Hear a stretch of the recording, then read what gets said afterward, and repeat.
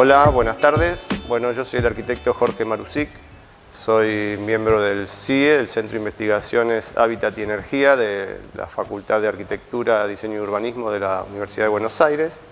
Bueno, les voy a hablar hoy sobre energía solar en edificios. Por el tiempo que tenemos va a ser algo bastante básico porque realmente son muchas y complejas, pero lo que vamos a ver principalmente hoy es energía solar térmica y energía fotovoltaica, ¿sí? Se las suele conocer como las nuevas energías. Fíjense, acá hay una breve historia de cómo comenzaron. Fíjense, la energía solar térmica ya en el año 1760 empezó a tener sus primeros pasos con el descubrimiento de lo que se denominó caja caliente. Era simplemente una caja con un vidrio por encima, cerrándola, y observaron que en el interior se llegaba a temperaturas superiores a los 100 grados. ¿Sí? Bueno, esa persona dijo, me parece que esto es algo que en el futuro puede ser muy práctico y muy utilizado porque es algo muy económico y que va a dar muchas posibilidades, y no se equivocó.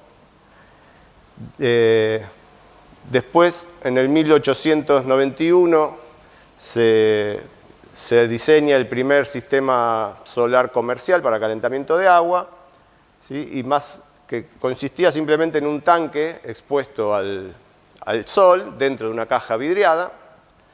Y en 1909 se mejoró ese sistema porque ese sistema tenía el problema de que se calentaba durante el día y se enfriaba durante la noche y no llegaba el agua caliente hasta el día siguiente.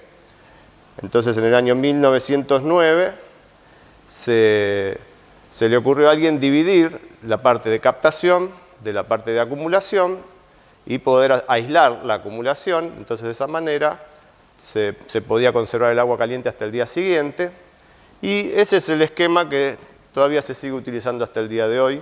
O sea que la energía solar térmica ya tiene, como la conocemos hoy, como la utilizamos hoy, más de 100 años, ¿sí?, de trayectoria. Bueno, en lo que se refiere a energía fotovoltaica, algo muy similar, ¿sí? Ambas se desarrollaron en forma contemporánea con las energías convencionales, pero las energías convencionales permanentemente las fueron desplazando. Cuando había algún tipo de crisis de energías convencionales, resurgían las renovables, después había un nuevo descubrimiento o desarrollo de energías convencionales y quedaban relegadas nuevamente. Hasta la época actual, donde vemos que ya la crisis de las energías convencionales se agrava y están resurgiendo, creo yo que para no desaparecer nuevamente, ¿no es cierto?, para quedarse. Como les contaba, en 1839 Berkeley fue el que reconoce por primera vez el efecto fotovoltaico. Esto quedó ahí medio abandonado. Recién unos 40 años después se construye la primera celda solar fotovoltaica, pero que era de selenio y no era utilizada, no fue diseñada con el objetivo de generar electricidad, sino más bien para un efecto fotográfico. Y recién, fíjense cuántos años después, se logra la primera célula fotovoltaica para generar electricidad, que tenía una muy baja eficiencia, ¿sí? Y fíjense casi qué pocos años antes de la actualidad fue que se logró la primera celda fotovoltaica que tenía apenas un 6% de eficiencia y que es la que se siguió desarrollando hasta la actualidad, y actualmente los casos experimentales están llegando casi a un 20% de eficiencia. Bueno, las energías convencionales, yo puedo decir, quiero esto acá y lo traigo, coloco un conducto, un cable o algo y utilizo la energía convencional donde yo quiera, digamos como que en forma caprichosa. Mientras que con las energías renovables lo que voy a tener que hacer es fijarme cuál es el recurso con el que yo cuento en el lugar donde quiero utilizarla y ser yo el que se adapta a ese tipo de energía. Vamos a ver un poquito el movimiento de la Tierra y por qué los cambios de recurso en cada parte y época del año, y cada parte del planeta y época del año. No sé si saben, la Tierra tiene el eje girado o corrido con respecto al plano de su trayectoria alrededor del Sol en un poquito más de 23 grados. Esa posición se mantiene en toda su órbita.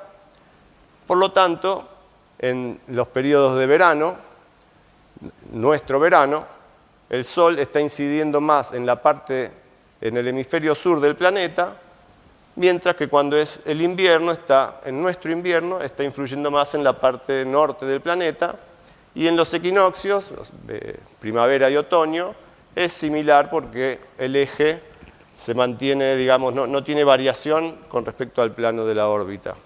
Esto es lo que genera, entre otras cosas, las distintas estaciones del año.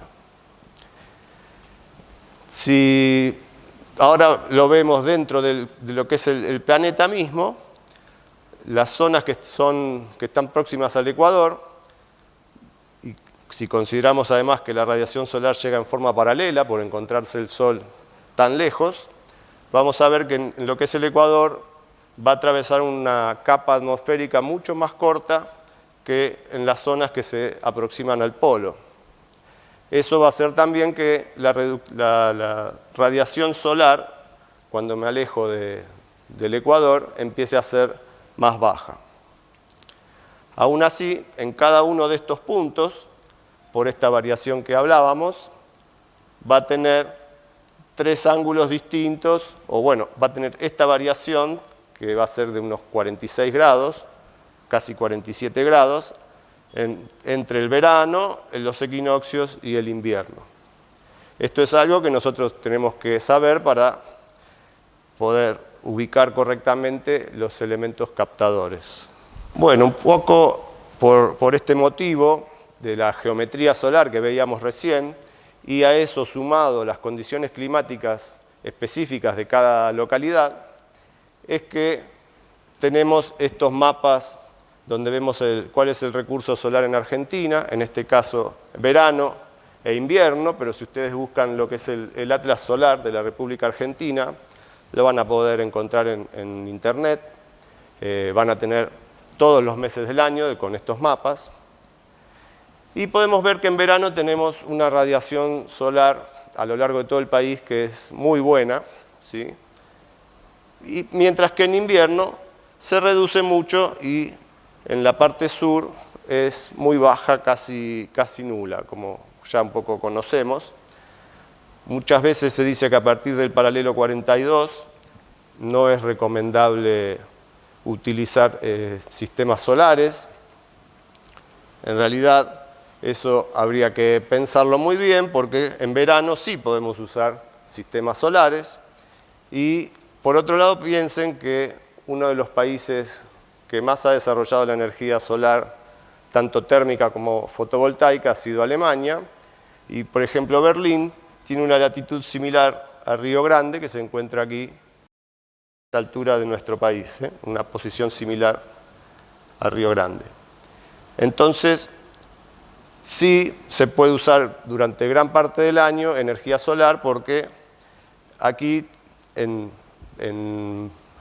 otoño, primavera y verano, sigue haciendo frío y también tengo que calentar tanto los ambientes como el agua. Entonces también podría ser utilizada en esa época. En relación a lo que les contaba de la geometría solar, es que yo voy a tener que determinar en qué pendiente voy a poner los elementos captadores de ese sol, ¿sí? Y eso voy a tener que definirlo en cierta manera yo, según el uso que le quiera dar a esos sistemas solares. Si yo voy a usar un sistema, por ejemplo, para un uso en verano, como sería la climatización de una pileta, entonces puedo estar ubicándome en la latitud del lugar donde esté instalado el proyecto, menos unos 20 grados. Si voy a usar un sistema para sacar energía en invierno, voy a utilizar la latitud del lugar más 10 grados como pendiente de esa superficie captadora. Y si quiero energía para todo el año, como sería el caso de una vivienda, voy a ponerlo en la latitud o la latitud por 0,9. ¿Sí? Algo que también tengo que tener en cuenta, si en mi proyecto tengo una sucesión de elementos captadores, es que la separación entre ellos sea la suficiente para que el que esté por delante no arroje sombra al de atrás. ¿Sí? Y lo tengo que ir escalonando y separando.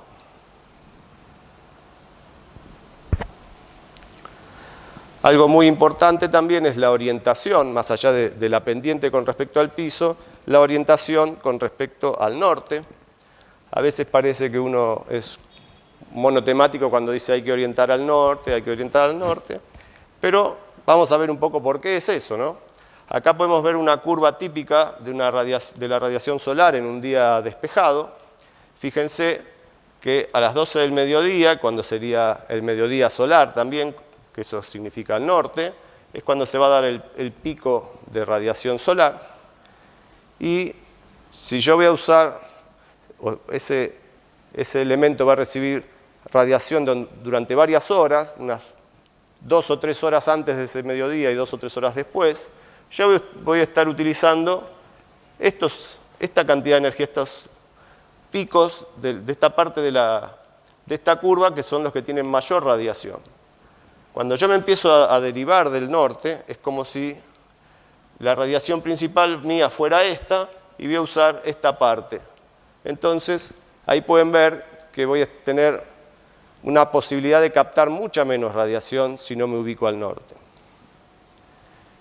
Esa desviación también depende de la pendiente que yo haya decidido darle a mis equipos, a mis superficies captadoras, porque cuando yo le doy la función de calentar algo en verano, que el sol pasa mucho más alto, y yo la puse más horizontal, bueno, ahí la desviación del norte no va a influir tanto. Fíjense, acá tenemos los ángulos de desviación, ¿sí? Y acá tenemos estas curvas que representan la eficiencia del sistema en verano, en todo el año y en invierno. En la de verano, cuando yo me desvío, no influye mucho porque el sol pasa muy alto. Pero cuando empiezo a hacer una desviación en los que tengo que aprovechar durante el invierno, puedo llegar a perder aproximadamente hasta un 10% solo con desviarme unos 15 grados del norte. ¿Sí? Digamos que hasta ahí puede llegar a ser aceptable. Ya pasarme de los 15 grados de desviación, si estoy con una instalación que la quiero utilizar principalmente en el periodo invernal, empieza a ser bastante desfavorable y se pierde mucha eficiencia. ¿Sí? Bueno, menor influencia en verano y mayor influencia en invierno. Como les dije, vamos a ver una parte limitada de lo que es la energía solar térmica. Hay muchas.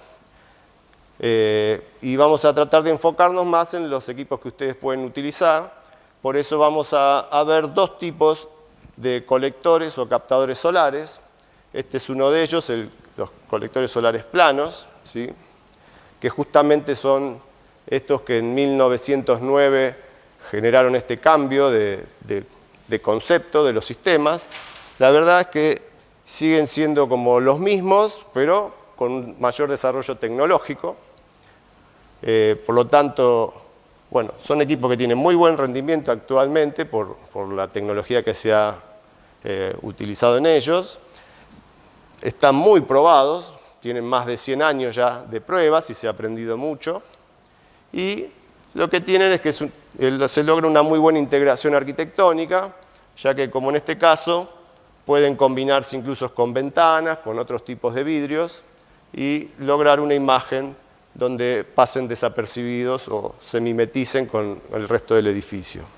Principalmente hay dos tipos de absorbedor en estos tipos de colectores. El absorbedor es el encargado de captar la radiación solar y transmitirla a lo que va a ser el líquido caloportador que se va a llevar esa energía. Y bueno, son estos dos tipos, los de parrilla y los de serpentín.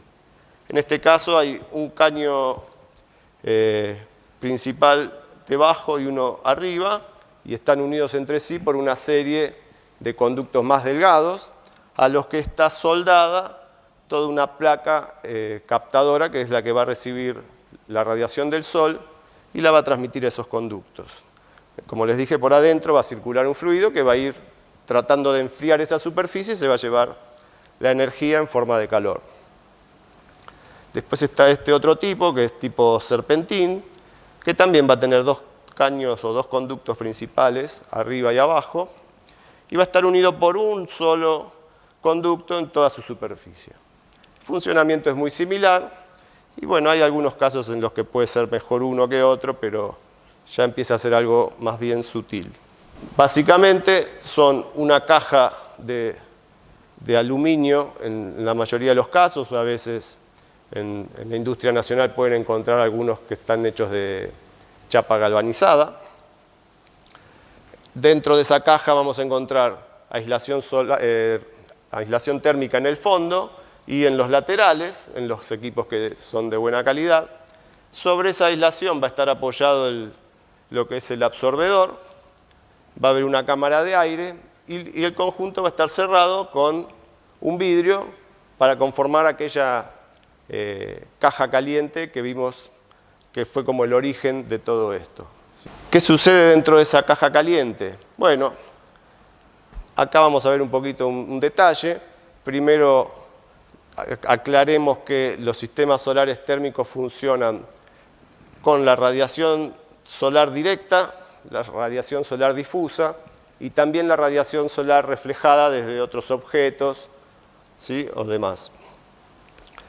Aquí vemos que de la radiación solar incidente va a haber una parte que se va a reflejar en el vidrio, va a haber otra parte que se va a reflejar en la placa captadora, una parte va a ser absorbida por el vidrio cuando la radiación lo atraviese y el vidrio se caliente. Esa placa captadora va a volver de ese calor que captó, va a volver a irradiar a la superficie una parte, ¿sí? Eso también va a calentar el aire aquí adentro, se va a volver a calentar el vidrio y se va a perder también energía por convección. En definitiva, de toda la radiación solar incidente, menos todas estas pérdidas, vamos a tener la energía solar captada o aprovechada. Sobre estas distintas pérdidas que se dan acá es que se ha ido trabajando y se ha ido evolucionando para reducirlas, ¿sí? Principalmente porque era la que generaba mayor problema, la de esta emisión que tiene la placa captadora y también esta de la absorción de la cubierta. Sobre lo que es la placa captadora, un poco la evolución, bueno, esto sería cómo se comporta una lámina de cobre solo, que en realidad no se usó cobre solo, sino que ya desde el origen se utilizó una placa metálica o de cobre pintada de negro, pintura negra común, pintura negro mate, donde incide la radiación solar, una parte es absorbida, otra es reflejada, pero de toda esta energía absorbida, una gran parte es emitida nuevamente al espacio. Para evitar este problema o reducir este problema fue que se desarrollaron este tipo de superficies, que se llaman superficies selectivas, que justamente lo que hacen básicamente es reducir esa emisión de energía. Hay otro caso que no está incluido en este gráfico, que se ubicaría aquí en el medio y que tal vez puedan ustedes encontrar en el mercado local, que son unas pinturas de superficie selectiva. En lugar de pintar de negro, se pinta con una pintura especial, ¿sí? Y logran justamente reducir esta emisión, pero en menor cantidad. Si una pintura negro mate, la común, tiene una absorción de entre un 95% aproximadamente y una emisión del 80%, las superficies selectivas que se desarrollaron tienen una absorción muy similar, no hay una gran diferencia en la absorción, pero hay una enorme diferencia en la emisión. Esto emite 80% y este emite entre un 3 y un 8% solamente. Entonces es mucha más la energía que tenemos la posibilidad de utilizar. Las pinturas que les comentaba van a ubicarse acá en el medio con un valor de absorción similar, pero el valor de emisividad va a estar rondando entre el 30 y 40%. Mejoran estas, pero no llegan a las condiciones de estas.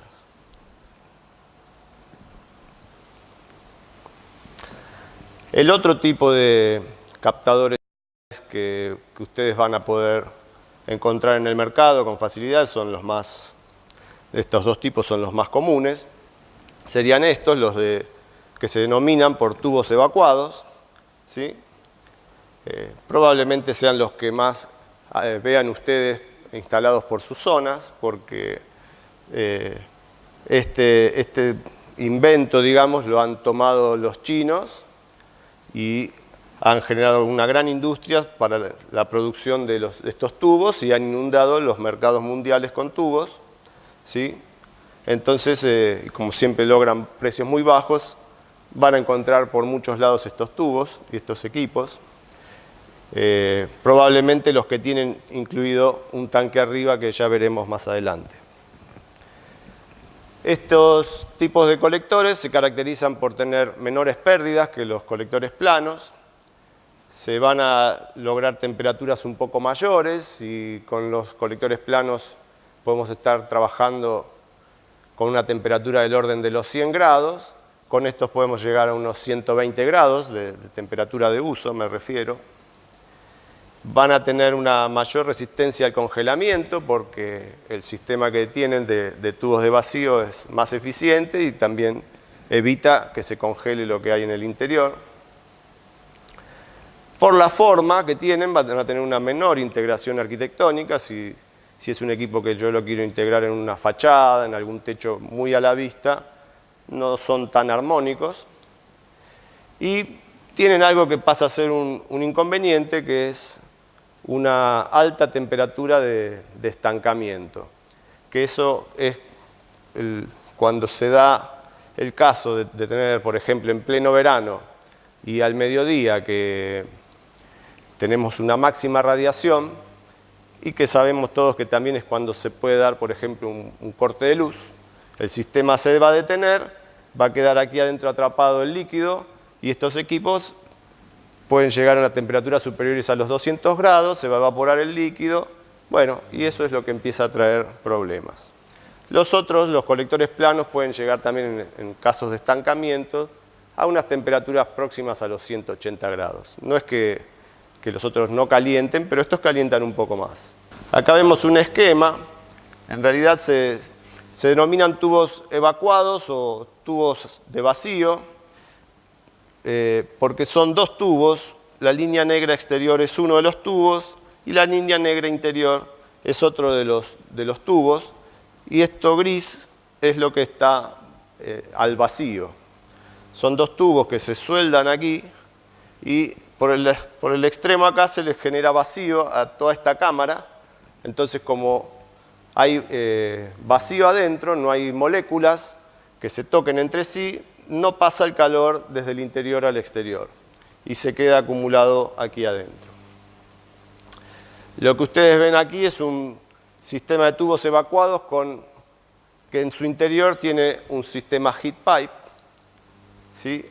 Hay algunos que simplemente tienen el tubo de vidrio y que aquí adentro ingresa todo el agua que nosotros vamos a calentar, que eso se denominan por tubos inundados, ¿sí? Pero en este caso les cuento cómo es el funcionamiento de los sistemas heat pipe. Esto es un elemento de cobre, un elemento delgado que tiene esta lámina de aluminio que en contacto con la pipeta de cobre y además en contacto con el vidrio interior, que tiene un tratamiento especial, absorbente, un tipo de superficie selectiva aplicado al vidrio. La radiación va a pasar el primer vidrio, pasa el segundo, calienta esa superficie selectiva, por conducción va a calentar el aluminio y este va a conducir el calor a la pipeta. Eso va a hacer que el líquido que hay dentro de la pipeta esta de cobre, una pequeña cantidad en la parte inferior, se caliente, se evapore, suba. Cuando llega aquí arriba, esto está en contacto con un elemento que yo quiero calentar, donde yo quiero calentar el agua justamente. No suele estar en contacto directo con el agua, sino con otra pipeta, ahora lo vamos a ver. Entonces cede calor, se enfría, el agua, el vapor se condensa, se vuelve a hacer líquido y vuelve a bajar y repite ese proceso constantemente. La diferencia que tiene esto con el otro sistema, que es cuando es termosifón es lo mismo, se genera este mismo movimiento, pero en el otro caso no se genera el cambio de estado, que lo que hace eso es que haya una mucha mayor eficiencia en la transmisión de calor. Bueno, acá podemos ver entonces ya el tubo un poquito más hacia afuera, y esto es lo que yo les decía, que se inserta en cada uno de estos tubos en un elemento, una especie de vaina que está en contacto con otro tubo o el colector superior por donde pasa el líquido. Eso está encerrado en un elemento superior con aislación. Entonces, esto está aislado por el vacío y todo esto está aislado. Simplemente quedan estas partes sin aislación, pero aquí es donde se unen con otro y yo también puedo aislarlo, ¿sí? Entonces, todo el calor de todos estos tubos se concentra aquí y yo me lo llevo haciendo circular un fluido caloportador.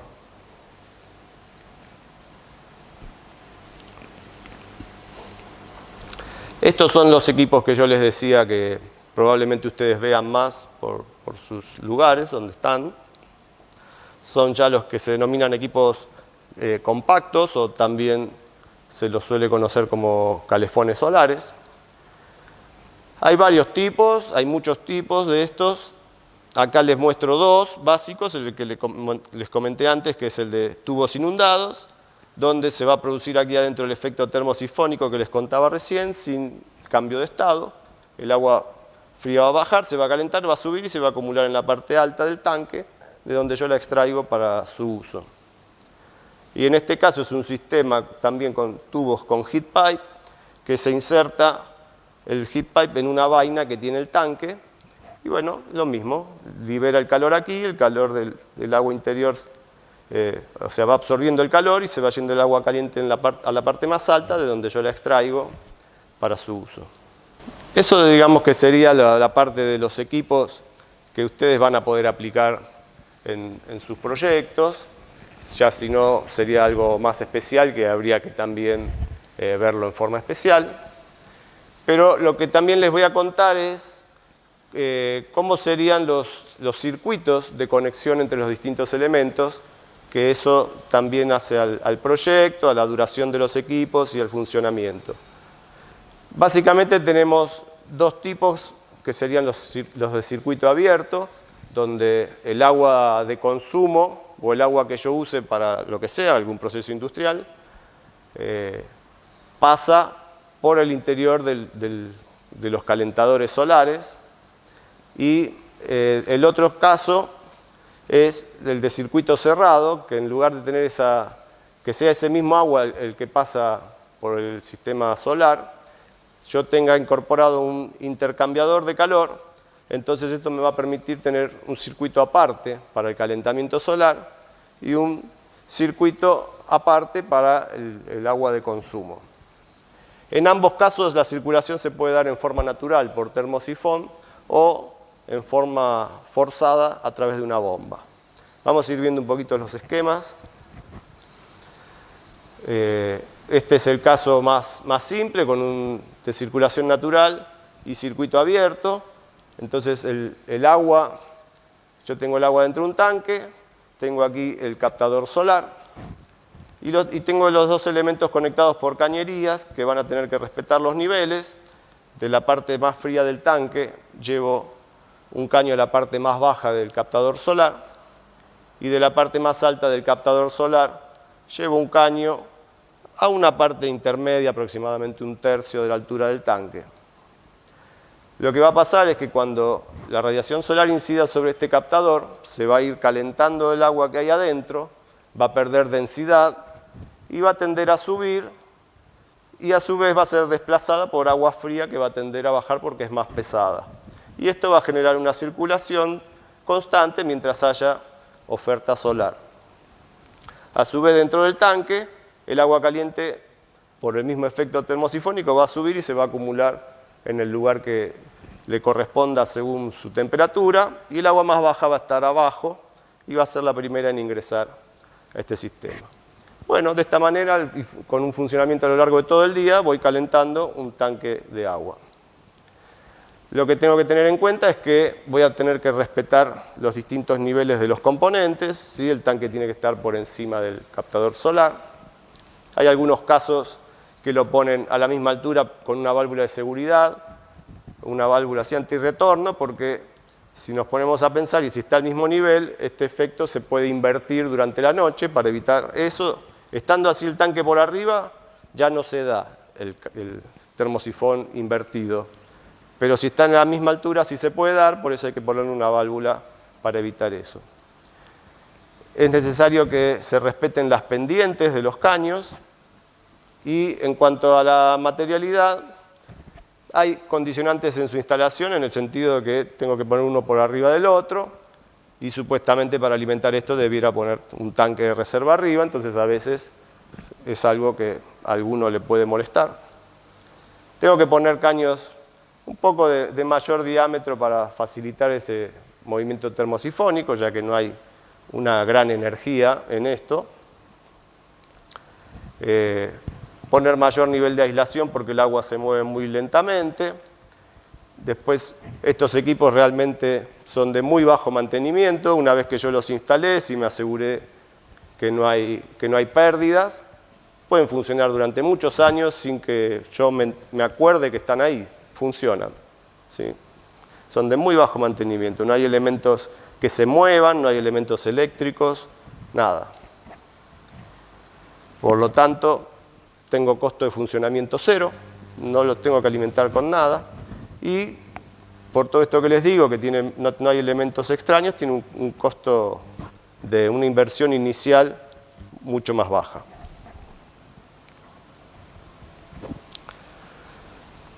Ya cuando tengo un circuito abierto y una circulación forzada, empiezo a tener un esquema de este tipo, donde tengo los captadores, tengo más libertad, ¿sí?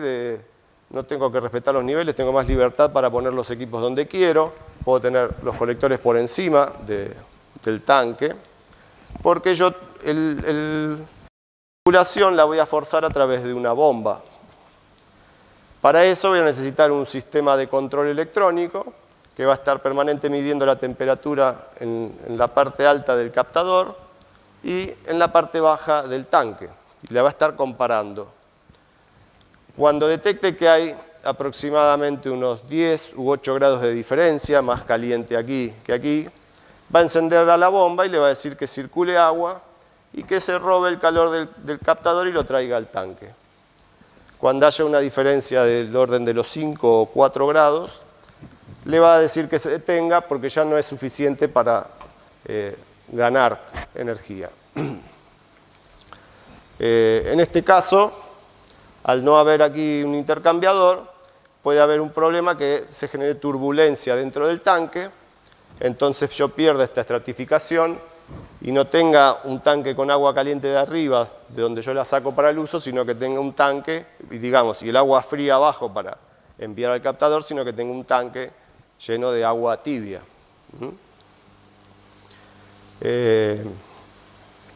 Bueno, tiene sus pros y sus contras, ¿sí? Me va a dar más libertad para ubicar los equipos donde yo quiera, donde tenga espacio. Esto puede estar ubicado en un sótano, por ejemplo, y esto arriba de un tejado. voy a empezar a tener mayor costo de componentes, se empieza a agregar bombas, se empiezan a agregar algunas válvulas antirretorno, se agrega sobre todo el sistema electrónico de control y por lo tanto empieza a haber más elementos que se pueden romper, que pueden tener algún desperfecto. Vaya a tener, digamos, mayor costo de mantenimiento, cada tanto tengo que revisarlo por hacer alguna cosa preventiva, más allá de que se haya roto o no, para verificar que no se esté por romper. Y voy allá a tener un mayor costo de funcionamiento porque el sistema va a consumir energía. Este sería el otro esquema, donde tengo circulación natural, pero ya tengo un circuito cerrado, porque me aparece lo que decíamos antes, el intercambiador de calor, que en este caso es esta parte de abajo y esta parte de arriba.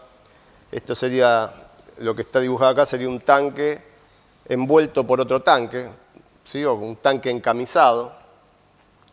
Entonces en este caso se repite lo mismo que en el primer esquema. De la parte baja voy a sacar el agua fría que va a venir al captador, se calienta, llega a la parte alta del intercambiador. Acá no hay contacto entre el agua del circuito solar y el agua que está dentro del tanque, son dos circuitos separados.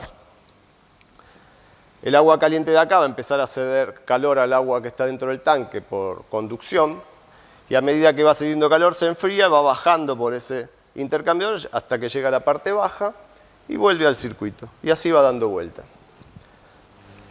En este caso vuelvo a tener que respetar los niveles de los componentes, todas las pendientes. Me va a permitir ahora agregar un fluido caloportador distinto en este circuito solar, ¿sí? Y eso a su vez me va a permitir a mí evitar problemas de corrosión y problemas de congelamiento, sobre todo. Entonces, en ese sentido es muy práctico el tener un intercambiador de calor.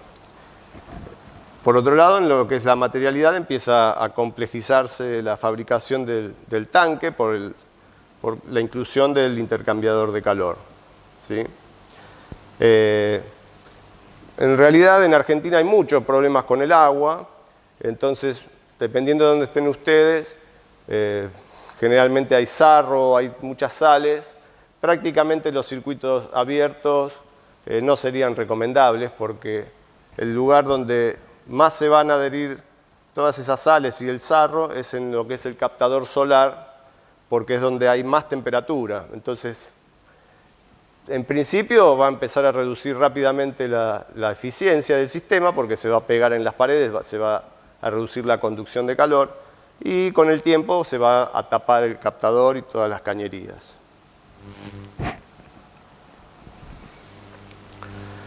Y acá tenemos un sistema de circulación forzada con circuito cerrado, que probablemente sea uno de los que ustedes puedan elegir para usar.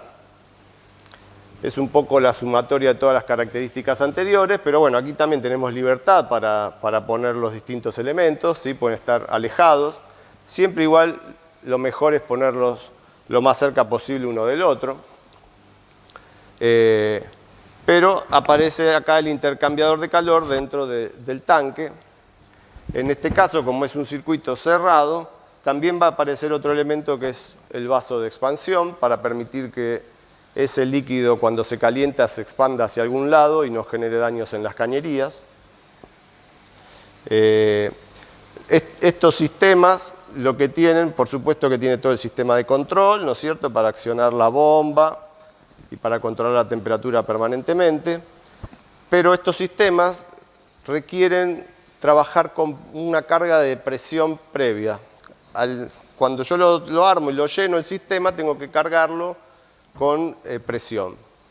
Y bueno, hay que hacer muy bien todo el sellado de todas las uniones para evitar que haya pérdidas y se pierda esa presión, porque en ese caso puede traer problemas con la bomba cuando no hay presión dentro del sistema.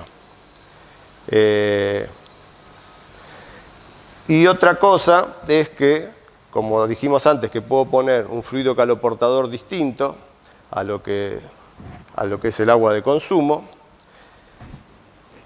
Y si yo a ese fluido además le agrego presión, lo que puedo estar logrando es que en lugar de hervir ese fluido a 100 grados, puede llegar a hervir en el orden de los 140 grados. Entonces tengo más seguridad de que el sistema va a seguir funcionando sin entrar en crisis. En este caso, bueno, sistema de control, creo que un poco ya barrimos todos los puntos. Hay otro sistema, además de esos anteriores, en realidad sigue siendo un sistema cerrado, con intercambiador de calor dentro del tanque. Los anteriores eran con líquido dentro del tanque, únicamente líquido, y en esos casos anteriores, que son así cerrados, es muy importante sacar todo el aire de adentro del circuito. Es básico eso, porque si no puede llegar una burbuja a lo que es la bomba, y la bomba se queda girando en el aire y se quema la bomba. Es indispensable que en el caso anterior, que es presurizado, no haya burbujas. Sin embargo, este sistema, por el contrario, ya está pensado para trabajar con agua y con aire en parte de su circuito. Acá podemos ver el esquema del sistema cuando está detenido, ¿sí? Todo el fluido que había aquí en esta parte de cañerías y en lo que son los captadores cae a un tanque, ¿sí? Entonces aquí está el sistema detenido. También aquí tiene un sistema de control electrónico que compara las temperaturas y pone en marcha la bomba cuando hay energía disponible. Y cuando se pone en marcha, la bomba empieza a tomar el agua de ese tanque y la empieza a impulsar por todo el colector, y el agua baja caliente y cae en este tanque que está casi vacío, ingresa al intercambiador de calor y vuelve a ser bombeado. Cuando se dan las condiciones de detención por diferencia de temperatura insuficiente, el agua vuelve a bajar a ese tanque. ¿Cuáles son los beneficios o las condiciones de este sistema? Bueno, es indispensable respetar muy bien las pendientes de las cañerías para que cuando la bomba se detenga, todo ese fluido caiga a este tanque. La bomba de agua va a tener un poco más de consumo de energía, aproximadamente un 10% más, porque va a tener que impulsar el agua hasta acá arriba, mientras que en el otro caso simplemente la hace girar, la hace recircular. Puedo trabajar con cañerías de menor diámetro, ¿sí? Y lo que va a otorgar sobre todo este sistema, por sobre los anteriores, es una gran protección contra el congelamiento, porque cuando el sistema se detiene, dentro de los captadores solares y de toda esa cañería que yo tengo a la intemperie, va a haber aire, no va a haber agua, y además va a evitar los problemas de sobrecalentamiento, justamente por lo mismo, porque adentro de esos captadores lo que va a haber es aire, no va a haber agua que se pueda evaporar y que aumente drásticamente el volumen del líquido que hay ahí adentro. Por lo general, estos sistemas terminan teniendo menor mantenimiento que los anteriores, mayor vida útil, y lo que tiene como característica o lo que requiere para funcionar es un captador de mayor calidad, dado que este sistema, el captador, va a estar expuesto al sol. Como dijimos antes, probablemente llegue a los 200 grados de temperatura y de repente se enciende la bomba y le va a estar impulsando el agua en su interior, entonces hay un shock térmico que el captador tiene que estar preparado para resistirlo.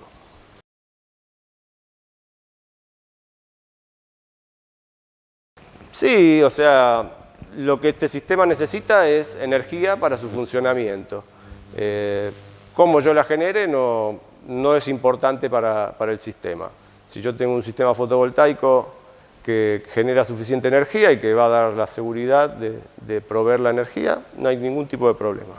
Lo que les quería comentar también es, un poco ya hablamos, que lo que van a necesitar son tanques de agua donde acumular esa energía captada en los captadores. Estos tanques tienen muy buena aislación, ¿sí? En eso se diferencian mucho con los que son los termotanques convencionales, que tienen a veces 1 pulgada de aislación. Estos tanques tienen ya, así internacionalmente se adoptó porque como mínimo tienen 50 milímetros de aislación.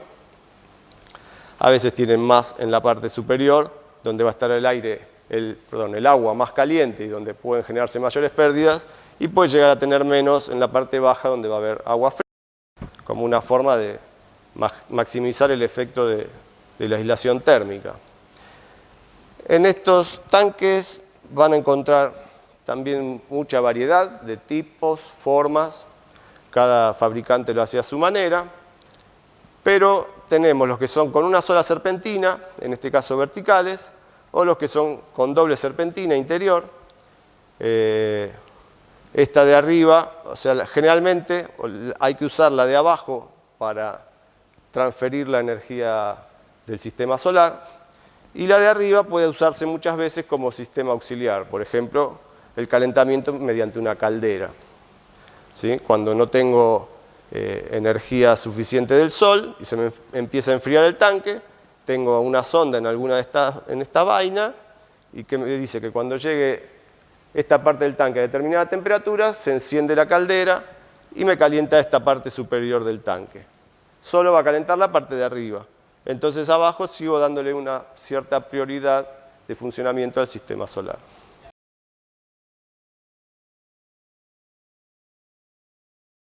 Bueno, lo que hay que hacer es tener una instalación diseñada correctamente. Si tengo una instalación como las que veíamos primero, que es presurizada, tengo que tener muy bien diseñada la instalación para que si se llega a dar ese caso de sobrecalentamiento en los colectores y que se evapore el agua, el vaso de expansión absorba esa dilatación de fluido en lo posible sin activarse la válvula de seguridad, para que ese líquido no salga del sistema y una vez que todo el sistema se enfríe, se vuelva a hacer líquido y vuelva a ocupar su espacio. De todas formas, el sistema también tiene válvula de seguridad por si no hubiera sido suficiente el vaso de expansión o si hubo alguna falla, entonces va a liberar la energía por ahí. Y en el caso de los sistemas drainback, lo que va a pasar es que el sistema se va a detener y todo el agua va a bajar al tanque y se acabó el problema, digamos. No genera problemas en ese sistema. Como les decía, hay muchos tipos de tanque. En este caso tenemos unos con encamisado. Toda esta parte del borde es la otra camisa, es un tanque dentro de otro tanque. Puede ser vertical, puede ser horizontal. Y pueden encontrar también este tipo de tanques que son dobles, ¿sí? O tank in tank, lo llaman a veces, donde tengo un tanque grande con el intercambiador solar abajo, que es el que va a tener el agua para la calefacción.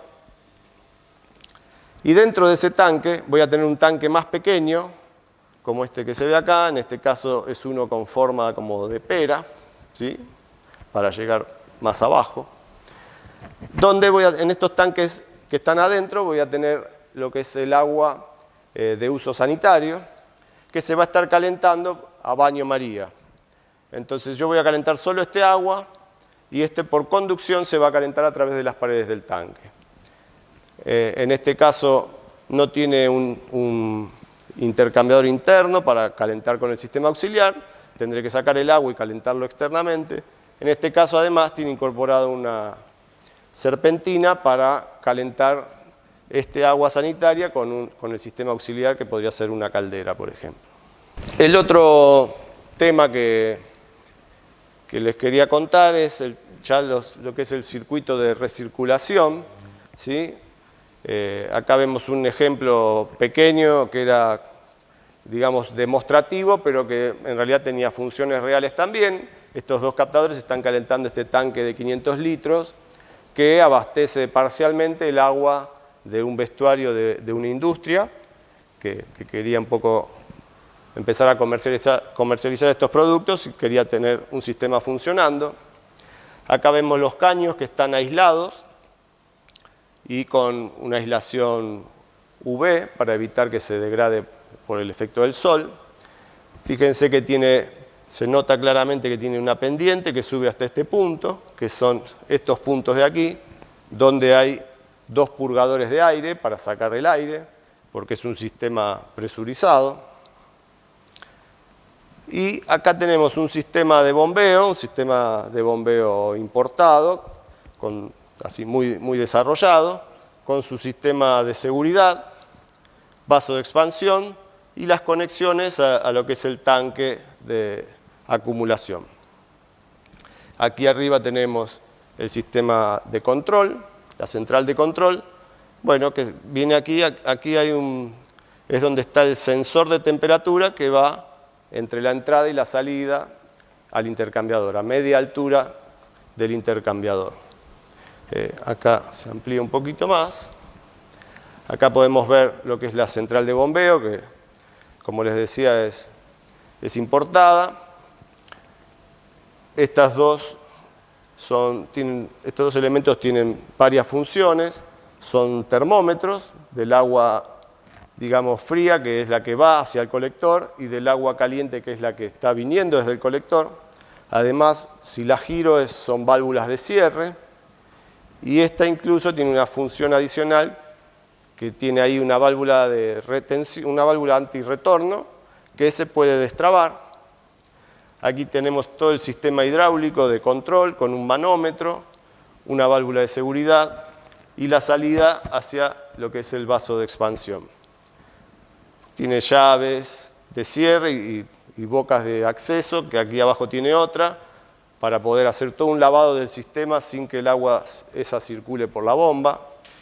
Y aquí abajo no se llega a notar, pero hay también una válvula reguladora de caudal, desde la que yo tengo que graduar la cantidad de fluido que va a bombear esta bomba, según la cantidad de colectores que tenga y según las características técnicas de esos colectores y lo que el fabricante me recomiende que tiene que circular por ahí adentro para que estén funcionando de la forma más efectiva posible. Aquí vemos que a la salida del colector, como la cañería baja, acá si hay aire se puede producir una burbuja de aire, entonces también hay un purgador, y acá tenemos colocada la otra sonda, ¿sí? Entre esta y la que veíamos en la imagen anterior, se compara la temperatura y le va a dar la orden de encendido y apagado a la bomba. Bueno, este es el vaso de expansión, que tiene aquí arriba, en este caso, un juego de llaves para poder separar el vaso de expansión del sistema y poder vaciar cualquier líquido que esté dentro del vaso de expansión si es que había presión. Porque el vaso del lado de abajo, el vaso de expansión tiene una precarga de aire, ¿sí? Y en ese caso hay que controlarla periódicamente para saber si se pinchó la membrana y no está funcionando y evitar que se generen daños al sistema. Entonces en la parte inferior tiene como es una válvula como las de rueda de auto, que se controla la presión de precarga del sistema. Y si es necesario se puede volver a cargar. Para tener un sistema cerrado lo que se utiliza es un intercambiador de calor. Puede haber muchos tipos, ¿sí? Serpentina, encamisado. El serpentina sería un caso como este. Un encamisado, esos que les mostraba el tanque envuelto como por otro tanque. Los que son de placa llena, que son los que cuando tengo que usar un intercambiador externo al tanque, los que tienen mayor eficiencia. Es una placa al lado de la otra separada por una distancia muy corta, medio milímetro, entonces hay un gran contacto entre una cámara y otra y se genera mucho intercambio, y los de carcasa y tubo. Bueno, la función es la de separar los circuitos y transferir el calor de un circuito al otro. Bueno, aquí vemos un caso de uno de carcasa y tubo. Acá sería un esquema de un intercambiador de placas. Y lo que les quería comentar de esto, lo importante es que decirles que los intercambiadores hay que conectarlos en contracorriente, ¿sí? Que es este esquema, es el que genera más eficiencia. Fíjense que dentro de una igual curva de la temperatura del agua que viene del sistema, digamos, del sistema solar, que es el más caliente, en el caso este a contracorriente, donde yo saco el agua es a más temperaturas en este caso. Fíjense que aquí saco a esta temperatura y aquí lo saco a esta temperatura. ¿Sí? A igual caudal y de iguales condiciones, en este caso logré sacar más energía. En cuanto a los fluidos caloportadores, bueno, esto también ha ido evolucionando con el tiempo. En un principio se utilizaba el agua, simplemente. Eso trajo muchos problemas de congelamiento, problemas de corrosión, problemas de taponamiento de las distintas cañerías por adhesión de sarro.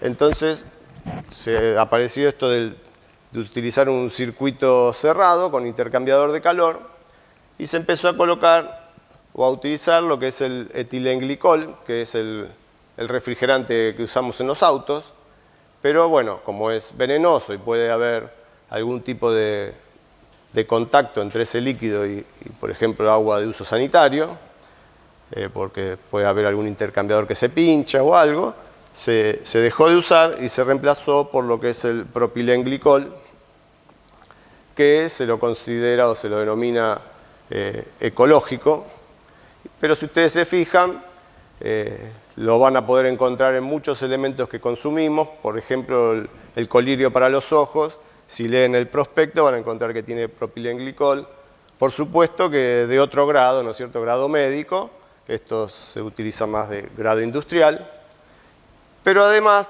suelen tener, si yo compro uno elaborado por alguna empresa que se dedica a eso, tiene además algún elemento antiincrustante, y si no, yo puedo comprar incluso el propilenglicol y mezclarlo yo con agua y tener un anticongelante. Pero en ese caso sería solo anticongelante y no antiincrustante.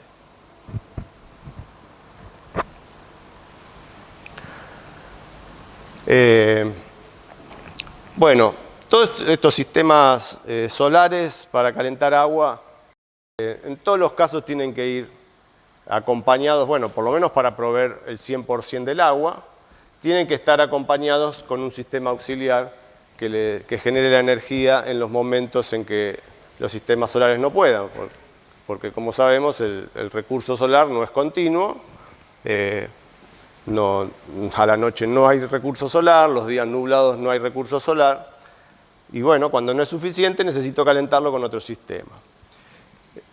Muchas veces se combina, o muchas veces la gente ya tiene instalado un sistema, como por ejemplo un termotanque, entonces se puede alimentar ese termotanque con el agua precalentada, pero la verdad es que terminan siendo sistemas poco eficientes, porque cuando eso no tengo un uso continuo, se fría el agua del termotanque, o si yo paso el agua solar al termotanque y no la utilizo por un rato, ese agua se va a estar enfriando y voy a estar perdiendo energía.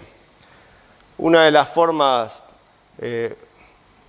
más así eficientes sería teniendo un tanque acumulador de doble serpentín y si tengo alguna caldera de calefacción ya instalada, puedo hacer que periódicamente, cuando una sonda de temperatura lo demande en el tanque, se invierta el circuito y en lugar de enviar la energía al sistema de calefacción, por un pequeño periodo lo envíe a esa serpentina del tanque en la parte superior y me caliente el agua dentro de ese tanque.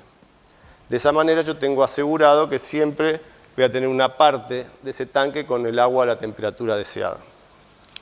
Otra forma que también se puede utilizar, según el tipo de energía auxiliar que yo use, es colocar una resistencia eléctrica en el tanque, que muchas veces los tanques ya vienen preparados para colocar esa resistencia. Lo que tengo que hacer es ser inteligente en la forma de controlarlo y decirle que se encienda o se apague, y hacer esto mismo de poner una sonda en la parte superior del tanque y hacer que esa resistencia se encienda cuando tengo poca agua caliente arriba, pero no que mida la temperatura en la parte baja, porque si no estaría entrando en competencia con el sistema solar que está en la parte baja.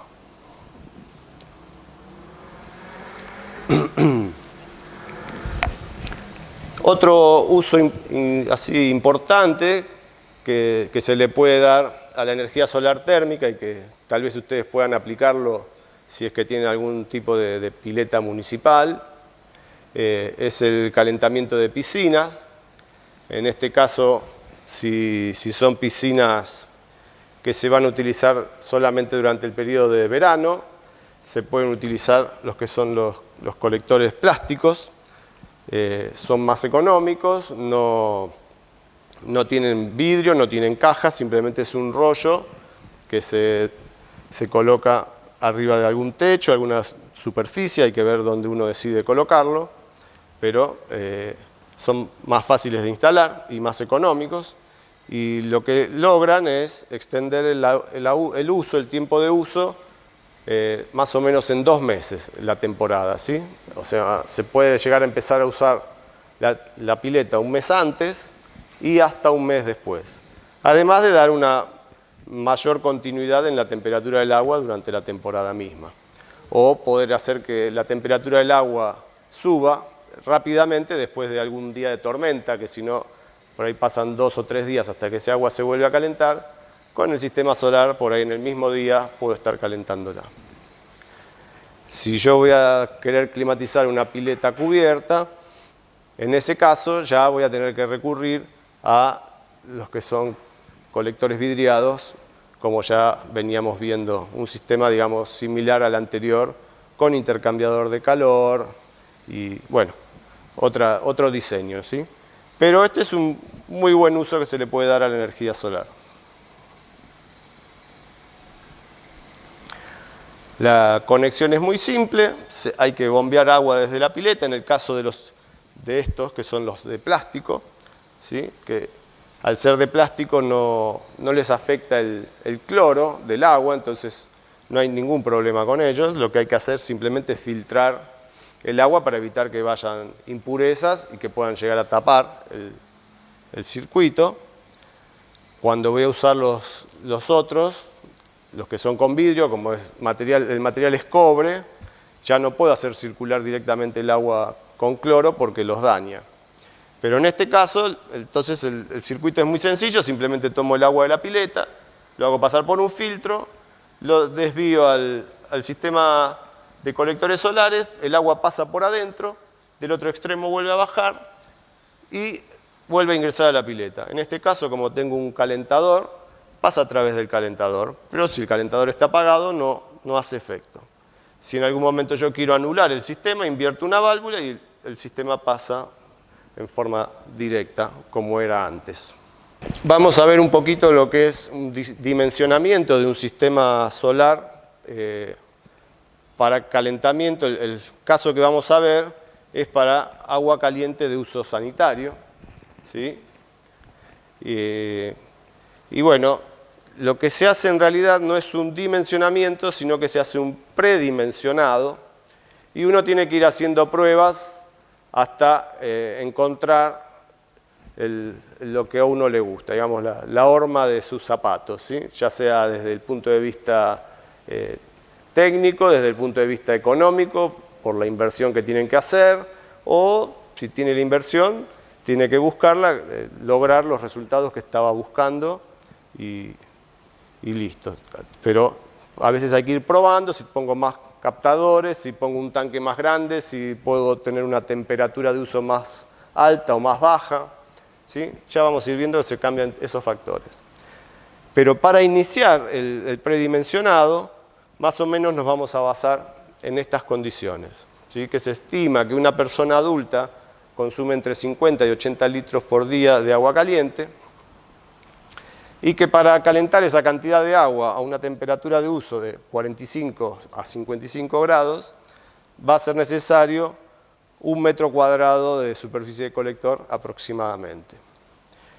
Todo esto, ustedes me escuchan decir aproximadamente, porque realmente hay muchas variables que cuando uno carga todas esas variables en lo que es la planilla de cálculo, ahí se entera cómo es la realidad para ese caso específico.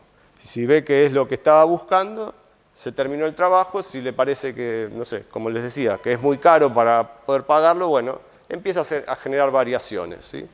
O si resulta que se calienta mucho más de lo que uno esperaba porque consideró un captador solar de muy alta calidad, entonces por ahí tiene que reducir la cantidad de captadores.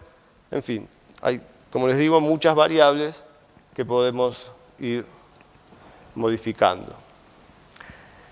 La planilla es esta para hacer un cálculo, es un cálculo en realidad simplificado. La planilla se las vamos a pasar, así para hacerla de esta manera, en papel, digamos, a mano, o si ustedes quieren se pueden armar un Excel similar. En realidad esto fue armado en un Excel, es una imagen del Excel, donde acá no se llega a leer mucho, pero van a ir en el Excel, si lo preparan una vez, después con cambiar valores fácilmente pueden hacer esta serie de variables que les digo para llegar al caso que es el más adecuado para ustedes. Básicamente lo que tienen que hacer es poner cuál es la localidad de ustedes, ¿sí? Las distintas, digamos, la inclinación, la orientación, y después van a ir poniendo, digamos, la cantidad de usuarios que tengan según el uso que le den, cuántos litros por día van a tener esos usuarios para obtener un volumen total de agua a calentar. En base a esto que veíamos en la lámina anterior, definir la cantidad de metros cuadrados de captación que yo voy a poner, ¿sí? Y acá no recuerdo ahora qué era, porque la verdad que no se lee, no sé si ustedes lo ven mejor, pero acá no se llega a leer, ¿sí? Hay varias variables, y entonces después lo que hacen es que estas casillas tomen los valores de acá arriba, ¿sí? Y bueno, y acá hay que aplicar esta formulita, que son fórmulas muy simples. Por ahí, cuando uno las ve la primera vez, dice qué compleja, pero realmente son muy simples. Lo que van a estar haciendo en este primer paso es definir la cantidad de energía que ustedes van a necesitar para calentar el agua que quieren calentar. Hay algunos datos que no los van a tener, porque en realidad ustedes son de varias localidades del país. Entonces, en cada localidad las condiciones, como veíamos en un principio, del recurso solar y las condiciones climáticas del lugar son distintas. Bueno, vamos a tener que cargar esos datos específicos de los lugares donde ustedes quieren trabajar, y en todo caso, si ustedes traten de conseguirlos, van a tener que conseguir la radiación solar en la pendiente que ustedes están poniendo los captadores solares, en la orientación y en la latitud donde están trabajando, y van a tener que poner también la temperatura media ambiente del lugar de donde están ustedes trabajando para cada mes. Si ustedes logran conseguir eso, espectacular, y si no, nos consultarán a ver si podemos ayudarles y de qué manera podemos ayudarles para que les lleguen esos datos, ¿sí? Entonces, como les decía, en esta primera parte van a calcular cuál es la demanda de energía. En esta van a calcular cuál es la relación entre esa demanda de energía y las pérdidas que tiene el captador solar. En esta van a calcular la cantidad la relación entre la cantidad de energía que necesitan y las ganancias que tiene ese captador solar, donde van a obtener unos valores X e Y. Y en el caso que lo estén haciendo manual, con esos valores X e Y, van a poder ingresar en este ábaco, en el eje X e Y, y obtener determinados puntos, ¿sí? Donde estas líneas, estas curvas, significan un valor de eficiencia del sistema. Si estoy en el medio, puedo interpolar y decir que ahí acá estoy en un 77%. Y esa va a ser la fracción solar que me va a estar dando el sistema. Eso sí lo hacen manualmente. Si no, en esta casilla, ¿sí? Lo que van a poder incorporar es la ecuación del F-chart, que es toda esta planilla está basada en el sistema F-chart, ¿sí? La pueden encontrar en internet. Ustedes la cargan acá y va a estar tomando permanentemente los valores de X y de Y, y va a ser justamente lo que dice esa ecuación, que parece compleja, pero la verdad que es bastante sencilla, y lo tienen que ir haciendo en cada mes, Entonces eso le va a dar la fracción solar que va a tener la instalación que ustedes diseñaron en cada mes. ¿Sí? Y acá les va a dar la fracción solar y la fracción auxiliar, o sea que cuando ustedes tengan el 100% de fracción solar, no van a necesitar un sistema auxiliar para calentar el agua. Cuando esa fracción solar les dé 60%, van a tener un 40% de necesidad de un sistema auxiliar. Lo que tienen que tratar es que no les dé en todo el año más de 3 o 4, como mucho 4 meses con una fracción solar del 100%. Porque si se pasan de esas 3 veces o 4, pueden estar, o es muy probable que después tengan problemas de sobrecalentamiento en la instalación, ¿sí? También van a tener que estar cargando acá unos valores que van a estar representando el tipo de colector que ustedes van a instalar. Bueno, ahí si quieren hacer un caso real también vayan o busquen en algún lugar el colector que ustedes instalarían y el fabricante les tendría que dar los valores o sea, estos 3 valores que tienen acá, ¿sí? El valor de lo que es la absortancia del colector, de lo que es la curva de las pérdidas y un valor que también que tiene que ver con cómo es la incidencia que tiene el sol cuando uno está desviándose del norte. O en realidad también eso que les mostraba que uno toma un ángulo de radiación, bueno, cuando el ángulo es perpendicular, yo capto toda la radiación, pero cuando el ángulo ya no es perpendicular, empieza a reducirse la ganancia de ese captador. Unos captadores tienen unas características sobre eso y otros tienen otras, que lo va a determinar este último valor. Que están acá cargados, están todos los nombres de cada una de las partes ahí. Pero si llegaran a tener problemas en cargarlo, pueden consultarnos también.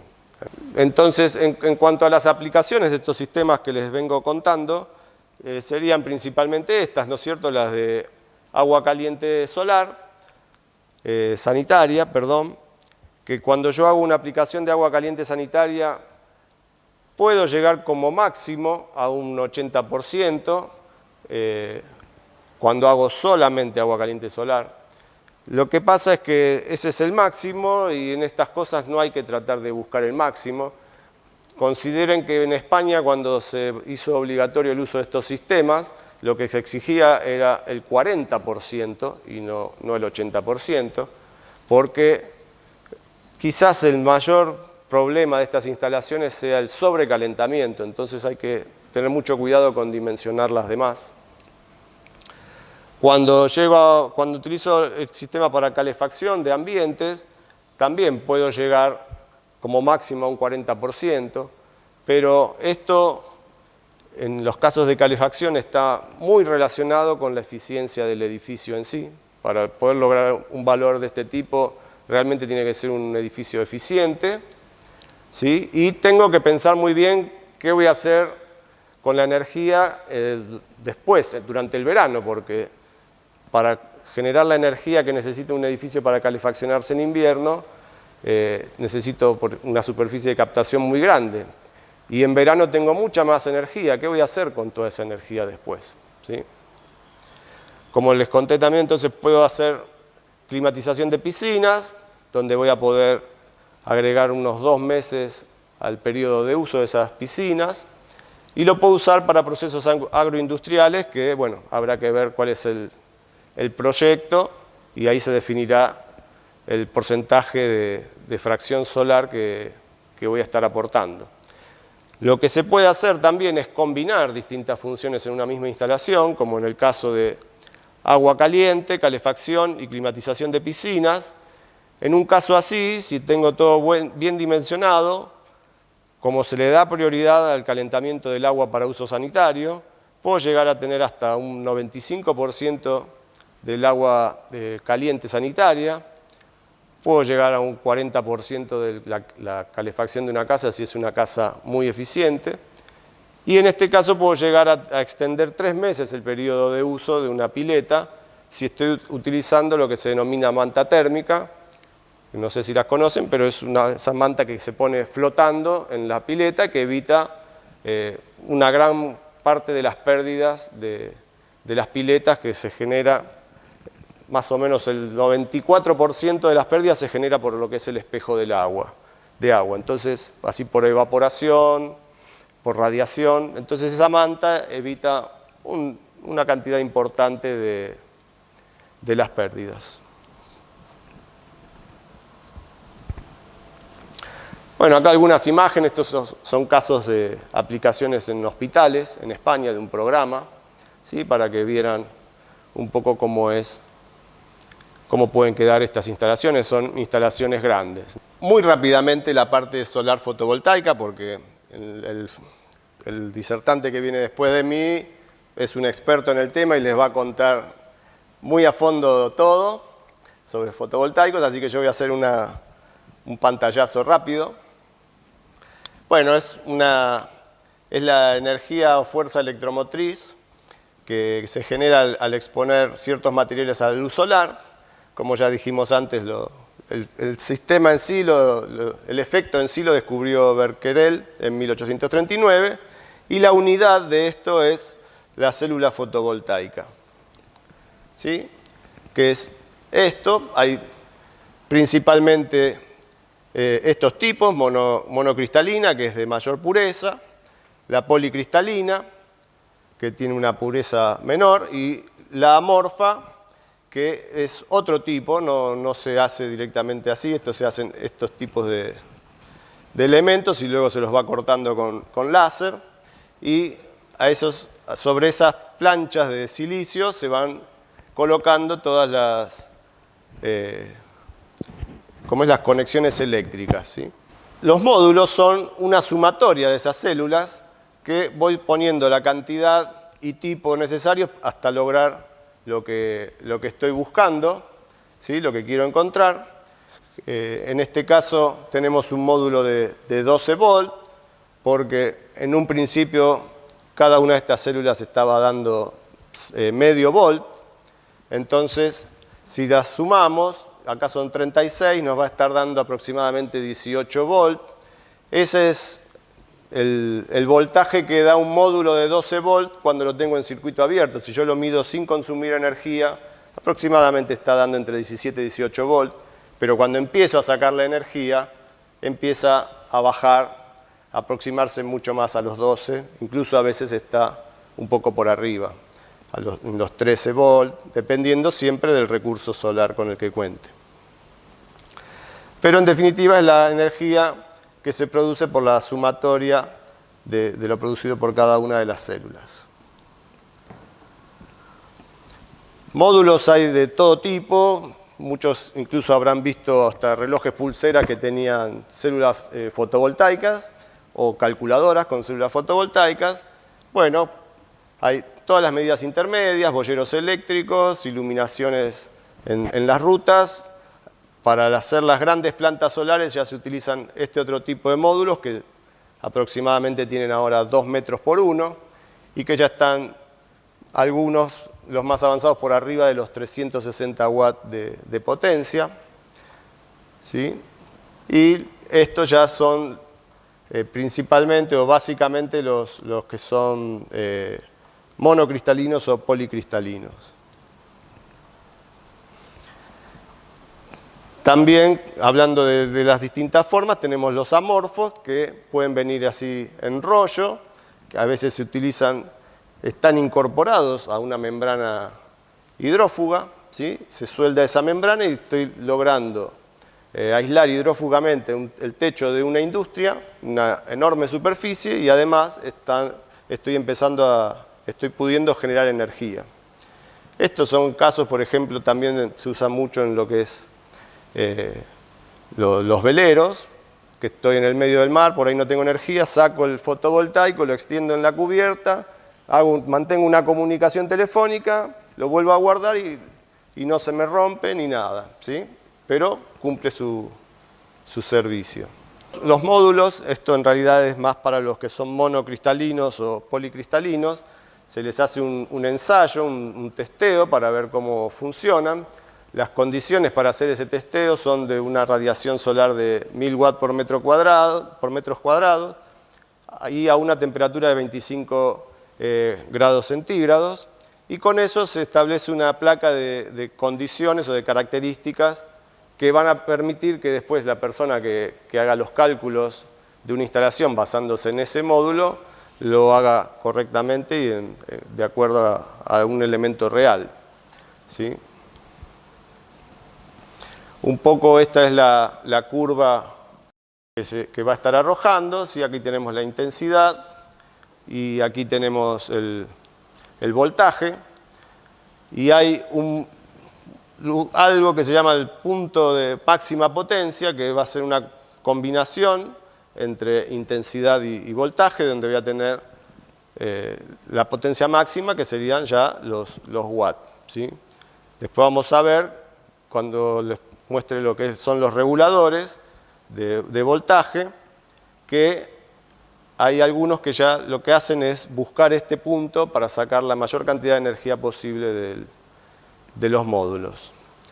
En la actualidad, prácticamente estos ensayos se le hacen a todos los módulos dentro de la línea de producción. En un determinado momento pasan por una máquina que los ilumina con un flash, y ahí se miden las características de funcionamiento de ese módulo, se hace la placa de características y se los va separando también por calidad, y con eso se logran distintas potencias y se va haciendo algo mucho más parejo para poder vender módulos iguales, porque es importante que sean de las mismas condiciones, que tengan las mismas condiciones de funcionamiento. En cuanto a las formas de conexión, principalmente hay dos, ¿sí? Que son los sistemas autónomos o en islas, que son los primeros que se desarrollaron con el objetivo de darle energía a la gente que no tenía la posibilidad de llegar a la red eléctrica. En estos casos, lo que vamos a tener es una parte que es de captación, que son los módulos fotovoltaicos. Va a haber un elemento de regulación de la energía que esos módulos generan para alimentar a unas baterías dentro de las condiciones que esas baterías necesitan. Luego de esas baterías yo voy a poder sacar la energía con un elemento inversor y transformarla el voltaje que yo tengo en esas baterías, que puede ser por lo general de 12, 24 o 48 volts, pasarlo, por ejemplo, a 220 volts o incluso a 380 volts. Todos estos sistemas van a tener protecciones de varios tipos, ¿sí? Y bueno, y después también está el sistema de consumo, que en la medida de lo posible también voy a tener que buscar un sistema que sea eficiente, porque o sea, que reducir los consumos al máximo. Si estoy trabajando con un sistema de iluminación con lámparas incandescentes antiguas, voy a tener que tener un gasto muy importante en lo que es la captación y lo que es la acumulación, en realidad en todos los elementos. En cambio, si yo hago un circuito de consumo eficiente con lámparas LED y todos elementos eficientes, voy a estar pudiendo achicar todo este sistema y reducir costos. El otro sistema es el sistema conectado a red, que es lo que principalmente va a desarrollar el próximo disertante. Actualmente hay una ley ya aprobada y estamos a la espera de la reglamentación de la ley de generación distribuida, que se llama, que es la que va a permitir que los distintos usuarios generen energía en sus casas y la puedan inyectar a la red pública. Bueno, en este caso va a haber una parte que va a ser de captación, va a haber una parte directamente de inversión, va a desaparecer lo que es la regulación, de eso se va a encargar directamente el inversor de carga. Siempre va a haber protecciones, va a haber un circuito de consumo, y aquí lo que va a haber es medición de la energía que yo tomo de la red pública y de la energía que yo genero e inyecto a la red pública. Acá tenemos un esquema de una instalación en isla, donde tenemos los módulos fotovoltaicos, ¿sí? Que van a venir hasta el regulador de carga. Siempre fíjense que vamos a estar pasando en este caso por un sistema, un tablero de protecciones. Entonces luego del regulador de carga va a pasar por el tablero de protecciones y va a venir a las baterías, ¿sí? Y de las baterías voy a tomar la energía para el inversor de carga y alimentar las cargas del edificio. En este caso también tengo un grupo electrógeno que va a estar a través del inversor de carga cargando las baterías cuando sea necesario. En este caso el inversor es un inversor cargador, ¿sí? Entonces, yo también en un sistema así puedo sacar cargas en corriente continua, también de este tablero podría sacar cargas de corriente continua, o en esta parte sacar las cargas de corriente alterna. En este caso tenemos un sistema entonces con conexión a red, ¿sí? La conexión a red se va a realizar aquí en esto que sería el barral de entrada.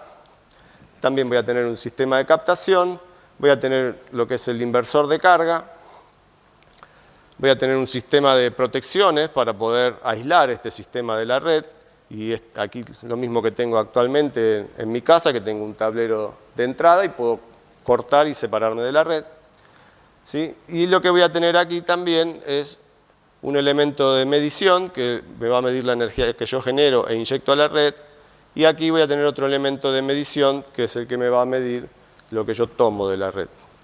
Bueno, y aquí tendríamos el consumo dentro del edificio, y en el caso de que yo esté inyectando a la red, tendría también un consumo dentro de la red.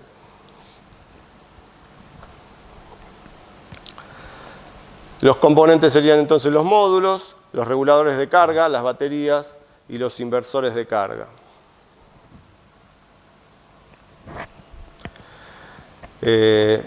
Cuando yo sumo los módulos es cuando se generan los paneles solares, ¿sí? Los paneles es una sumatoria de módulos fotovoltaicos. Como dijimos antes, hay gran variedad de medidas, y no medidas solo en el tamaño, sino en realidad en lo que es la potencia y los voltajes que esos módulos ofrecen, ¿sí? En lo que es el regulador de carga, va a ser entonces el elemento encargado de hacer que la energía que viene de los módulos fotovoltaicos, que puede ser muy variable, dependiendo de las condiciones climáticas, puede haber pleno sol y de repente pasa una nube y el voltaje se reduce. Entonces, este va a ser el elemento que va a lograr acomodar esa electricidad que es muy variable desde el módulo, y la va a estar inyectando en la batería con determinadas condiciones. Va a poder controlar distintos tipos de carga.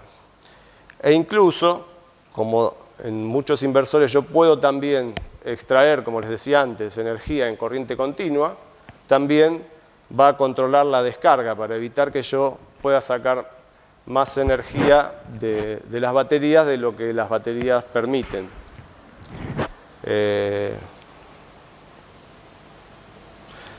También estos elementos van a permitir seleccionar distintos tipos de baterías que yo pueda usar, como plomo ácido, gel, AGM o la que yo quiera usar, ¿sí? No sé si ya debe haber también para utilizar con baterías de litio, por ejemplo.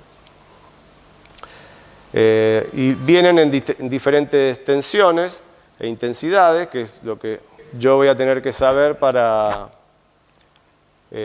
poder pedir este regulador de carga. Y bueno, van a poder ser, cuando esté trabajando en isla, van a ser de 12, 24 o 48 volt. En general, ahora están apareciendo otros que tienen otras características para instalaciones más grandes. Y en la intensidad en cuanto a la cantidad de módulos que yo esté instalando, si pueden ser de 5 amperes, 10 amperes, 15, 20, 60 amperes o más, según el amperaje que tengan los módulos y la cantidad de módulos que yo esté instalando.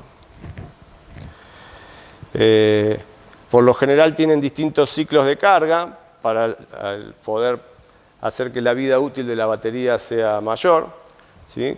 Según la necesidad de esa batería, van a aplicar la energía de distinta manera, distinto voltaje, distinta intensidad, y tiene distintas fases de carga. En muchos casos ya tienen la posibilidad de almacenar datos para que uno pueda analizar cuál ha sido el comportamiento de la instalación, poder detectar fallos y poder repararlos con mayor facilidad, o incluso puede haber algunos con conexión a una PC para tener un mayor control. En el caso de los acumuladores, que son las baterías, no son las mismas baterías que tenemos en los autos. Estas son baterías que se denominan estacionarias, que están hechas para, digamos, trabajar estando quietas, estando estacionadas en un lugar. Las de los autos, como el auto se va moviendo, las sacude, remueve todo el electrolito adentro y evita la deposición de partículas que, si estas fueran del mismo tipo, esa deposición se termina haciendo una capa en la parte baja que termina cortocircuitando todas las placas. Lo que tenemos que tener en cuenta, entonces, lo que determina el tamaño de un banco de baterías es la capacidad nominal en amperhora. Uno no tiene que decir, tengo un banco de batería que es grande y mide 2 metros por 50, no, se mide en amperhoras, ¿sí? Que eso es lo que va a determinar la cantidad de energía que me puede entregar ese banco de baterías.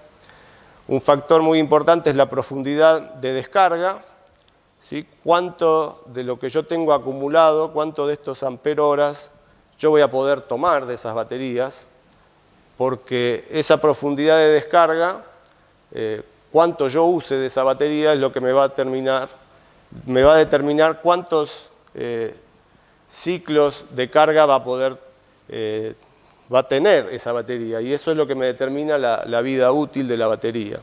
Ahora lo vamos a ver eso en el gráfico que sigue. Y después está la autodescarga, que es la cantidad de energía que va perdiendo la batería cuando está ahí cargada y sin ningún tipo de uso. Cuánta energía va perdiendo, que en realidad actualmente es muy poca esa energía. Entonces, si yo dejo una batería cargada, puede estar muchos meses hasta perder carga.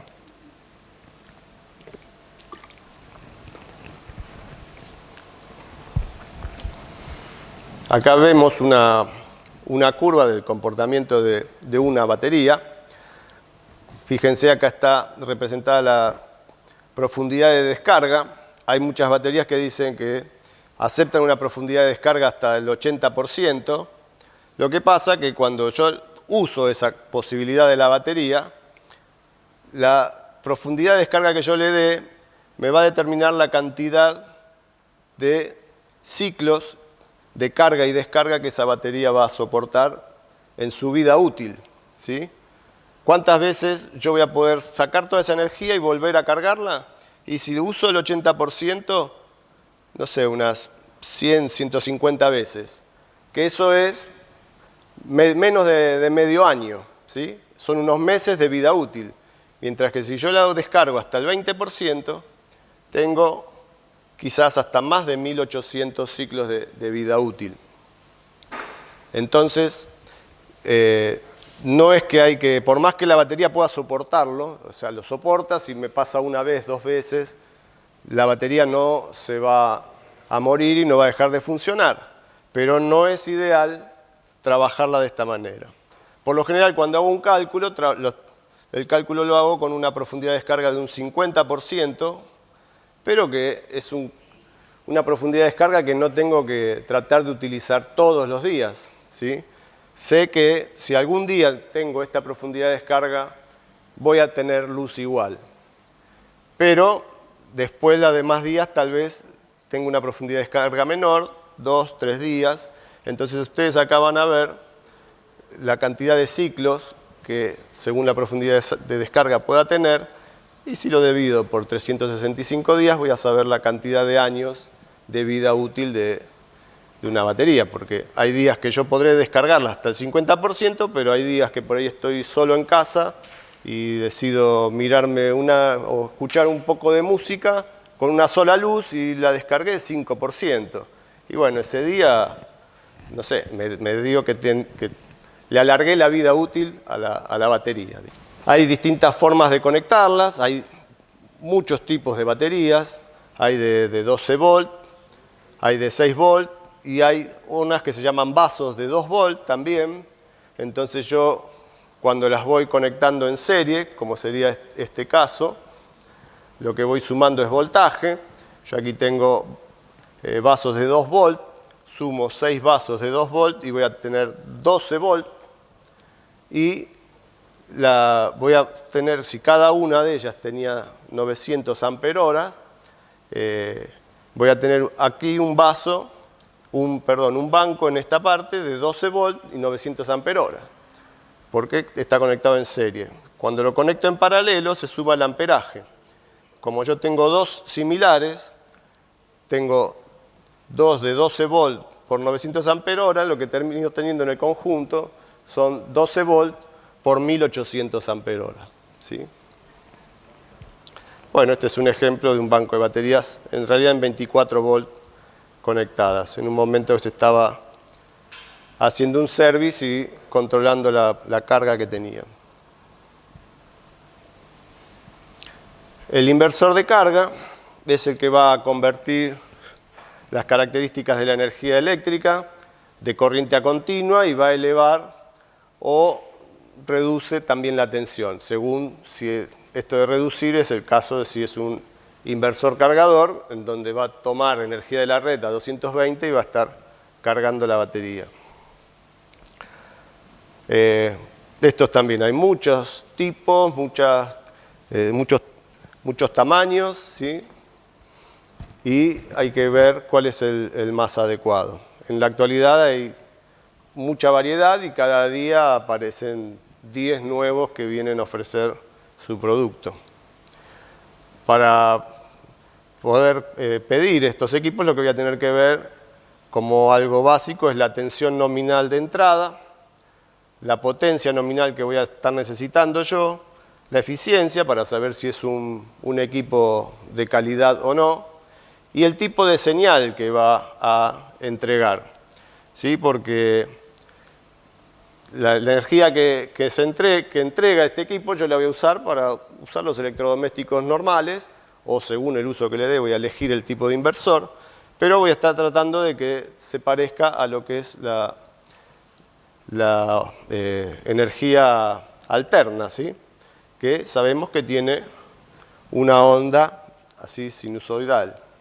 En un principio, los primeros inversores que se hacían tenían una onda cuadrática, así tipo trapezoidal, cuando se estaban empezando a desarrollar. El problema, bueno, no el problema, en aquellos momentos no había tantos elementos electrónicos, las lámparas incandescentes, por ejemplo, no tienen ningún problema para funcionar con este tipo de onda, ¿sí? Una resistencia calefactora. Pero cuando yo quiero hacer funcionar un elemento electrónico moderno con este tipo de señal, no va a funcionar. Por eso se siguió avanzando y se han desarrollado los inversores que tienen onda sinusoidal pura, que en muchos casos hasta termina siendo mejor que la onda de la red eléctrica, ¿no es cierto? ¿Cómo es? Bueno, la de la calle, la red eléctrica. Logran ser mejores incluso, ¿no? Con este sistema sí ya voy a poder, con este tipo de onda voy a poder hacer funcionar cualquier elemento electrónico moderno, como es, las PCs, los televisores así, los smartphones también los voy a poder cargar, voy a poder hacer andar las TV, las smart, sin ningún tipo de inconveniente. Que eso, según el uso que yo le vaya a dar a la instalación, tendré que elegir el tipo de inversor, porque los inversores de onda sinusoidal pura son un poco más costosos, pero la realidad es que el mercado como la fabricación de esos elementos se ha mejorado mucho, ya prácticamente no hay otros que no lo sean, que no sean de onda sinusoidal pura. En cuanto al dimensionamiento, bueno, tengo que ver todas estas cosas. También tenemos una planilla que les vamos a dejar. Vamos a estar calculando la demanda de energía, ¿sí? El régimen de uso de instalación. Hay que ver la oferta solar que hay en cada lugar. Por lo general, también tengo que ver si, según el recurso que tengo, si yo voy a decidir hacer una instalación solar fotovoltaica sola o si la voy a querer combinar con otra energía renovable, como que podría ser la eólica, ¿sí? Lo que hablábamos antes, que en la zona sur no hay tanto sol, que es real que en invierno no van a tener sol para cargar un sistema fotovoltaico, pero sí hay muy buen viento, entonces puedo combinar ambos y en determinado momento uso uno y en otro momento uso otro. Bueno, y tendré que ver la posibilidad de optimizar la orientación de los paneles. Vamos a tener que elegir la tecnología que voy a utilizar para ver, algunas cuestan más que otras, entonces, como veíamos antes, según los recursos que yo tenga, tendré que ir eligiendo la tecnología. Para hacer los cálculos de estos sistemas, hay que pensar un poquito en lo que les conté de los ensayos, que se ensayaban a una intensidad de radiación de 1000 watts, y con eso se hizo la tabla de características. Bueno, lo que se hace entonces es averiguar cuál es la radiación durante todo el día de un lugar determinado y llevarlo a esa intensidad solar, dividirlo por esa intensidad solar, entonces se va a obtener lo que se denomina hora de sol pico de cada región. Para hacer algo así más básico y rápido, hay ya este tipo de planos donde puedo tener acá también una tabla donde puedo ver que para cada una de estas zonas tengo una cantidad de horas de sol pico y que según el cambio estacional voy a tener un porcentaje en más o en menos de radiación solar. Si yo quiero hacer un proyecto muy específico, puedo también hacer un cálculo específico de la radiación solar en el lugar. Y nuevamente, entonces, como les decía, tenemos estas planillas que les vamos a hacer llegar. En este caso, acá cada una de las casillas tiene un número y tienen acá una guía para saber qué es lo que tienen que colocar en cada una de ellas y qué operación, digamos, matemática tienen que hacer en cada una de esas casillas, ¿sí? Miran el número, vienen acá y se van a guiar con eso para desarrollarlas, ¿sí? Hay incluso unos valores aproximados de lo que serían los componentes para que puedan llegar a un costo aproximado también. Bueno, simplemente unas imágenes para que vean cómo puede llegar a integrarse un sistema fotovoltaico en una construcción, ¿sí? Hay muchas alternativas, ¿sí? Algo más industrial como un vivero. En este caso tenemos los que se denominan semitransparentes, que es la célula que se encuentra encapsulada entre dos vidrios y que permiten el paso de la luz entre cada célula, y entonces según la separación que yo hago entre esas células, puedo dejar pasar un mayor o menor porcentaje de luz. Fíjense que a pesar de esto, no es que esté hecho con módulos amorfos, sino con módulos cristalinos, y aún así puedo ir facetándolo y tomar formas curvas para lograr los proyectos que yo quiera. Y este es otro caso de aplicación muy interesante que también puede ser muy útil para ustedes, que es utilizarlo en estacionamientos. Por ahí ustedes tienen alguna parte de sus municipios donde tienen un estacionamiento y pueden poner un elemento de estos con una estación de carga y por qué no tener algún móvil del municipio para recorrer la zona que sea eléctrico. Ya hay varias marcas que están trayendo vehículos eléctricos al país, otras que ya prometen fabricar unidades acá. marcas nacionales. Salió estos días la nota en el diario de la marca del famoso rastrojero, que lo van a reeditar y están pensando para el 2021, creo, 2025, ya sacarlo al mercado. Así que no es algo que ya está muy cerca. Esto podría llegar a ser una aplicación para ustedes. Lo que les quería decir que como les dije al principio, que hay muchas formas de energía solar así térmica, que no podemos desarrollarlas todas en este tiempo tan corto, pero otras podrían ser el uso de invernaderos, ¿sí? Como en estos casos, muros acumuladores. En este caso es simplemente la colocación de una carpintería por delante del muro que ya está entre dos aberturas, no es algo tan sofisticado, ¿sí? Muros acumuladores, o colectores de aire que calientan aire en lugar de agua, un poco los sistemas que les contaba antes, pero en lugar de fluido, que el fluido caloportador en lugar de ser líquido es gaseoso. Bueno, se calienta el aire y hay que ver de qué manera se inyecta también en el interior del edificio, o en forma directa, o a veces se utiliza como intercambiador de calor, algún tipo, o el suelo tiene conductos, o a veces los muros tienen conductos, y se utiliza ese elemento como acumulador del calor.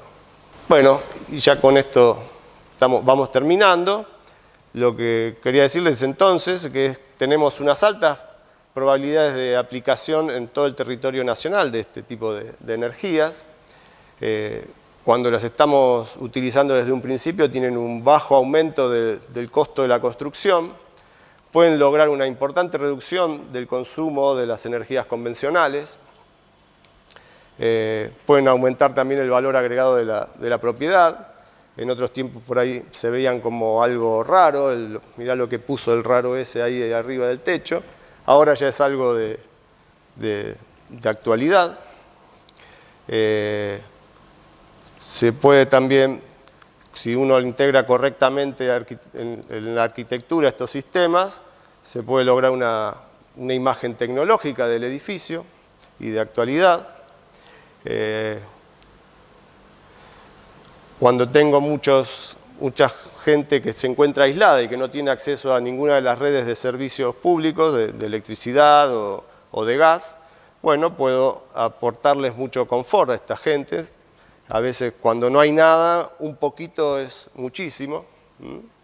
Y sobre todo lograr inclusión social de los pobladores que se encuentran en zonas aisladas.